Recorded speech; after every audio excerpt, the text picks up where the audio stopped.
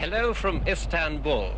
Roving report starts this time on the water, on the Bosphorus at Istanbul.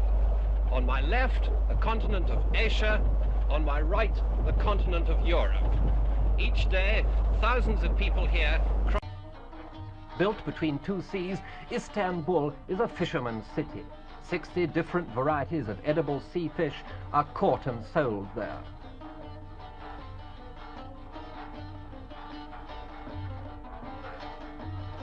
Under the old Galata Bridge, slung low over the Golden Horn. Boats below, cars above. The Galata is one of the only two bridges between the two European quarters of Istanbul. At rush hour, it does the work of Waterloo and Westminster bridges together. Ocean-going liners, like this Russian ship down from the Black Sea, can moor right on the city's front doorstep. Water again. The aqueduct built by the Romans. Suleiman, the magnificent, greatest of the sultans, restored it, then began knocking it down because it spoilt the view of his eldest son's mosque. The needle brought by a Byzantine emperor from Egypt and put up in the Hippodrome Gardens. The inscription reads, "This powerful prince has conquered the whole world." Even the emperors of Byzantium sometimes exaggerated. On the other side of the gardens, the mosques. Sultan Ahmet's, often called the Blue Mosque because of the reflections from the blue tiling inside.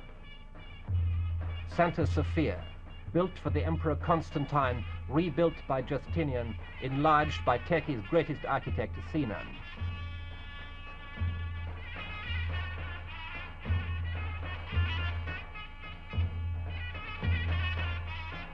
Up goes the new city hall, built on one of the fine, wide roads, bulldozed into existence on orders from the Prime Minister, Mr. Menderes.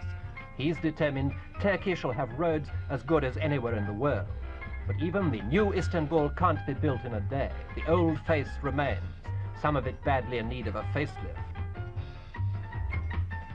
And the trams need silencers. They trundle along like moving percussion bands. Car hooting's forbidden, so angry drivers thump with their hands on the bonnet instead. But a Turkish traffic policeman does traffic duty only.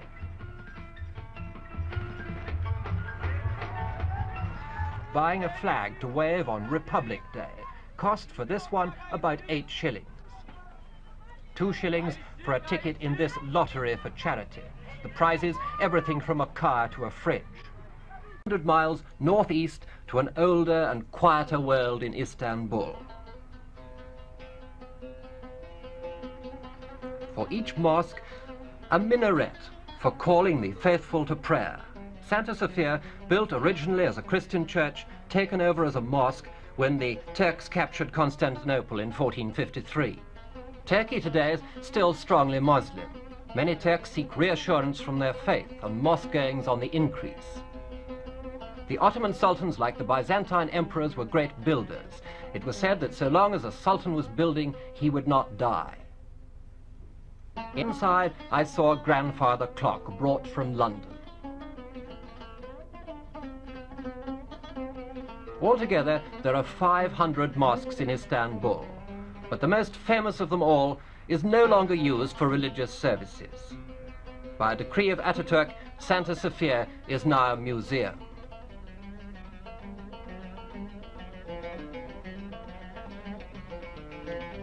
A mosaic of the Virgin, uncovered from the days when the mosque was a Christian church.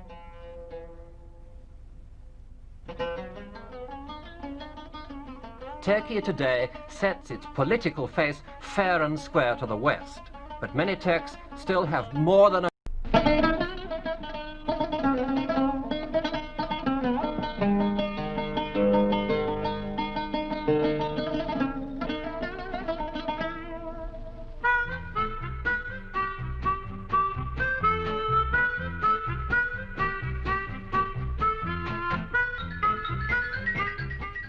From the kitchens of the romantic Orient comes a cunning confection for your delight, lovingly prepared by Turkish hands according to an age-old recipe, luscious and alluring, the sweet meat of the sultans, tempting, tongue-cloying Turkish delight. To put it differently, it's just sugar, boiled up with Turkish gum and a few pistachio nuts. But like a lot of other things, it's not what you do, but the way you do it. And this firm in Istanbul, who are the biggest manufacturers in Turkey, have a secret method which they wouldn't reveal even to roving report.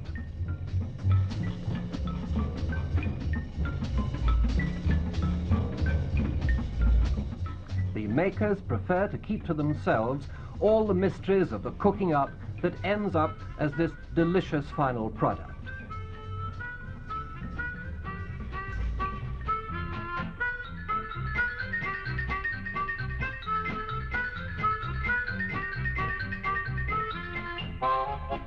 A last dusting of sugar prevents it getting sticky, though I always lick it off first myself.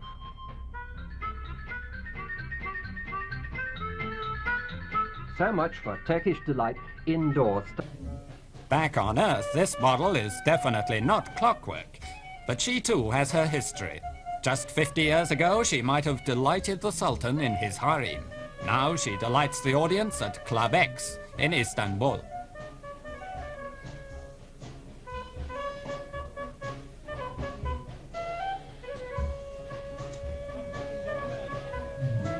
"50 years ago, she would have been guarded by tall black eunuchs. Now, she can take care of herself."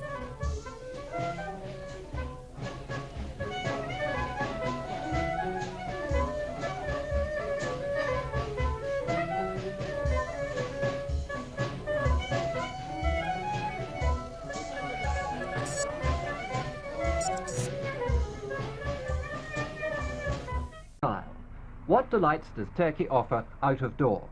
Let's take a breath of air and move on from candies to cookies. These girls are models and students from the dress design school in Istanbul. Strictly speaking, it's called, I quote, the School for Attaining Maturity, unquote. Turkish delight doesn't only come in boxes.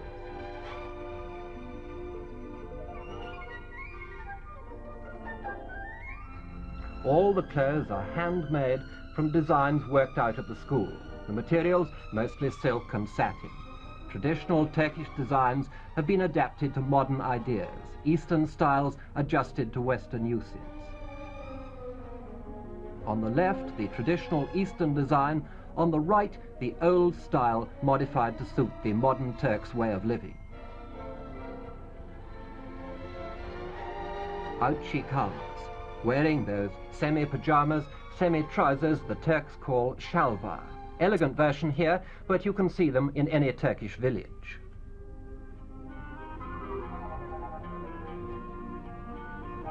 From the open-air display at the finishing school in Istanbul to an indoor fashion study in Ankara, the students are drawing the old traditional dress of Anatolia, the great central area of Turkey. Flowers, either fresh or artificial, are popular as accessories or decoration in Turkey. This is a sister school of the one in Istanbul. The girls, aged 17 to 21, do a 4-year course as part of their training to become teachers.